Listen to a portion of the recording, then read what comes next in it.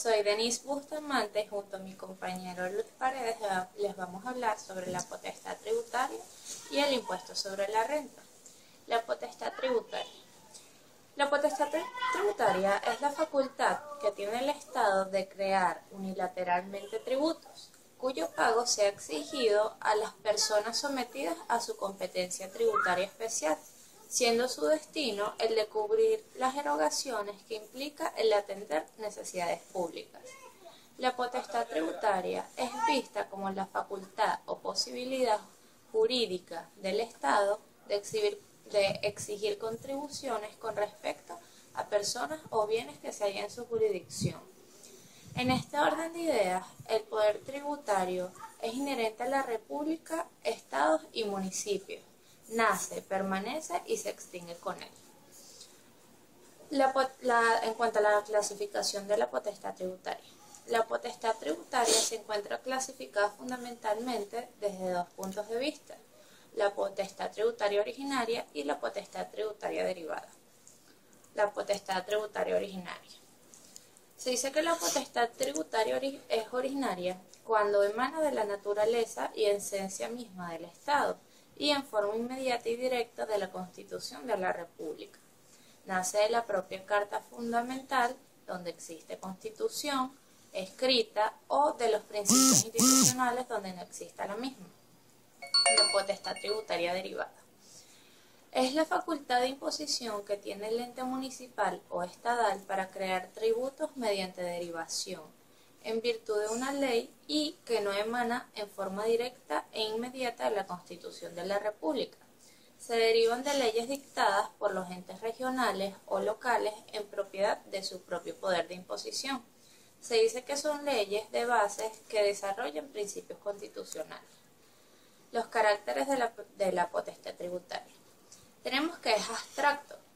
Para que exista un verdadero poder tributario es necesario que el mandato del Estado se materialice en un sujeto y se haga efectivo mediante un acto de la administración. La potestad tributaria, al igual que las leyes, es abstracta, pero se debe aplicar en concreto. También tenemos que es permanente. La potestad tributaria perdura con el transcurso del tiempo y no se extingue. Solo se extinguirá cuando perezca el Estado. Siempre que exista, indudablemente habrá poder de gravar. También tenemos que es irrenunciable. El Estado no puede desprenderse ni delegar la potestad tributaria. El Estado puede delegar la facultad de recaudar y administrar los tributos. No puede renunciar a su poder de imposición. La potestad tributaria también es indelegable. Esta característica es sinónima de la anterior, ya que el Estado no puede renunciar o desprenderse en forma total y absoluta de su potestad tributaria o facultad de imposición tributaria. En cuanto a los límites de la potestad tributaria. La potestad tributaria no es ilimitada. Ella se encuentra limitada por la Constitución de la República. Existen varios principios constitucionales que limitan la potestad tributaria, y ellos son el principio de legalidad o reserva legal, el principio de capacidad contributiva, el principio de generalidad, el principio de igualdad y el principio de la no confiscatoriedad. La competencia. La competencia consiste en la facultad de realizar la aplicación concreta de la norma por parte de la autoridad administrativa, la cual puede transferirse a entes privados. La competencia consiste en la recaudación del tributo cuando se ha producido un hecho generador. En otras palabras, la competencia es la facultad de exigir el cumplimiento de las obligaciones tributarias.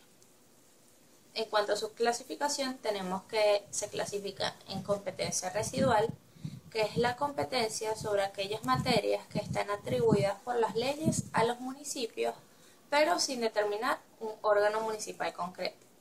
Tenemos la competencia concurrente, que son aquellas que la Constitución atribuye en forma genérica al Estado, sin distinguir en forma específica si se trata de la República, de los estados y de los municipios. Es decir, que figuran predominantemente fuera de las disposiciones atributivas de competencias exclusivas a cada uno de los niveles políticos territoriales que la Constitución reconoce y cuya generalidad, al ser atribuidas a dichos niveles políticos, es que se mantienen luego de ser examinadas de forma individual.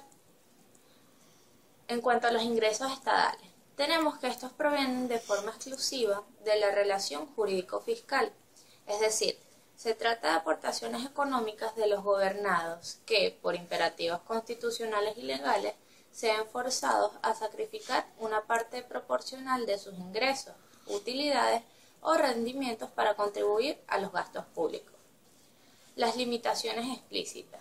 Estas se hallan en el artículo 183 de la Constitución Nacional, el cual establece que los estados y los municipios, estos se encuentran en los procedentes de la administración de su patrimonio, incluido el producto de sus ejidos y bienes, los derivados del situado constitucional y otras transferencias o subvenciones nacionales o estadales, el producto de las multas y sanciones en el ámbito de sus competencias y las demás que sean atribuidas, los dividendos o intereses por suscripción de capital, los provenientes del Fondo de Compensación Interterritorial, el producto del precio de venta de los ejidos y demás bienes muebles e inmuebles municipales, los bienes que se donaren o legaren a su favor, los aportes especiales que le acuerden organismos nacionales o estadales, el producto de los empréstitos y demás operaciones de crédito público contratados conforme a la ley. En cuanto a las formas de determinación de la obligación tributaria, tenemos la autodeterminación, que es realizada por el mismo sujeto pasivo, acompañada por la autoliquidación y pago del tributo correspondiente. Esta forma de determinación está prevista en el Código Orgánico Tributario en el artículo 130. Implica que el sujeto pasivo debe hacer una declaración jurada de los formularios que le suministra la Administración Tributaria, bien en forma directa o a través de medios electrónicos. El artículo 131 del Código Orgánico Tributario establece que la determinación por la Administración Tributaria se realizará aplicando los sistemas sobre base cierta y sobre base presuntiva. Sobre base cierta, con apoyo de todos los elementos que permitan conocer en forma directa los hechos imponibles, y sobre base presuntiva, en mérito de los elementos, hechos y circunstancias que por su vinculación o conexión con el hecho imponible permitan determinar la existencia y cuantía de la obligación tributaria. Tenemos una tercera forma de determinación de la obligación tributaria, que es la mixta, que es la que efectúa la administración con la colaboración del sujeto pasivo. En estos casos, el sujeto pasivo aporta la información necesaria que solicita la administración tributaria, esta puede obligarlo, pero quien fija el monto a pagar es el órgano fiscal y no el contribuyente, el poder tributario. Es la facultad que tiene el poder legislativo del poder nacional, estatal y municipal de la creación de la ley. Yo soy Luis Paredes y les voy a hablar sobre el impuesto sobre la renta. El impuesto sobre la renta grava la renta, es decir, la ganancia que produce una inversión o la rentabilidad del capital. También puede ser el producto del trabajo bajo la relación de dependencia o lo producido por el ejercicio de una profesión liberal. Las características del impuesto sobre la renta, una de ellas es que es nacional, porque esta es competencia del poder público nacional, como así lo regula nuestra Constitución, de forma taxativa y por ende es competencia originaria. Es general, porque ésta no hace distingo entre contribuyentes ni en actividad en cuanto al cumplimiento de la obligación tributaria. Es personal, porque ésta determina la capacidad contributiva del sujeto, considerada características de cada contribuyente, y se aplica sobre el enriquecimiento neto. Es progresivo, porque a mayor renta, mayor tributación. Es decir, a mayor ingreso, mayor será el monto de impuesto a pagar. No es vinculado, porque ésta no recibe contraprestación directa alguna por parte del Estado. Es ordinario, porque el Estado recibe los pagos del impuesto de manera periódica, permanente y por ende forma parte del presupuesto nacional. Es directo, porque el tributo o la obligación recae directamente al sujeto del enriquecimiento, o sea, el sujeto pasivo. El contribuyente no puede trasladar el pago del impuesto a otro sujeto. Es sucesivo porque comprende actividades que se realizan de forma constante o repetitiva durante un año o lapso que comprende el ejercicio fiscal, tiempo que debe transcurrir para que acaezca o ocurra o por ende perfección del hecho imponible o nazca la obligación tributaria. La territorialidad del impuesto. Esta se refiere al ámbito geográfico o espacial donde tiene validez la aplicación de una ley o el lugar donde tiene validez la aplicación de un gravamen. El artículo 6 de la Ley del Impuesto sobre la Renta así lo expresa. La periodicidad del impuesto sobre la renta. El impuesto a la renta, ¿verdad? Es un impuesto de periodicidad anual que grava la renta para que provengan del capital, el sujeto pasivo del impuesto sobre la renta. El sujeto, para empezar, tenemos que hablar sobre lo que es el sujeto activo, que en este caso es el Estado Nacional, quien es el que recibe el dinero proveniente del IVA. El sujeto pasivo, este es el que hace actos de comercio, y a este lo llamamos contribuyentes. También tenemos aquellos con sujetos pasivos que actúan en nombre propio, pero por cuenta de terceros o ventas o compras. Los tipos de sujetos pasivos, entre ellos tenemos las personas naturales, las compañías anónimas y las sociedades de responsabilidad limitada, las sociedades en nombre colectivo, en comandita, las comunidades, así como cualesquiera otras sociedades de personas, incluidas en las irregularidades o de hecho. También tenemos lo que son los titulares de enriquecimientos provenientes de actividades de hidrocarburos y conexas, también como la refinación y el transporte, sus regalitas, y quienes obtengan enriquecimientos derivados de la exportación de minerales, de hidrocarburos o de sus derivados. Las asociaciones, fundaciones, corporaciones y demás entidades jurídicas o económicas no citadas en los literales anteriores.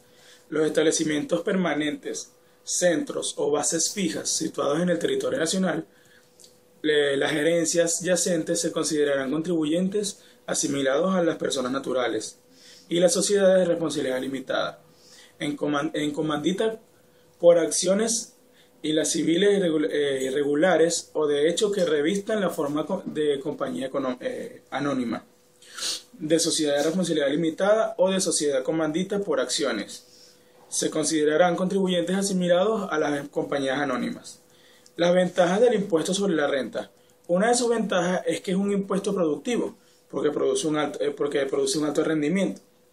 La otra es el aumento de su alicuota puede aumentar sus ingresos, sin la necesidad de crear nuevos gravámenes.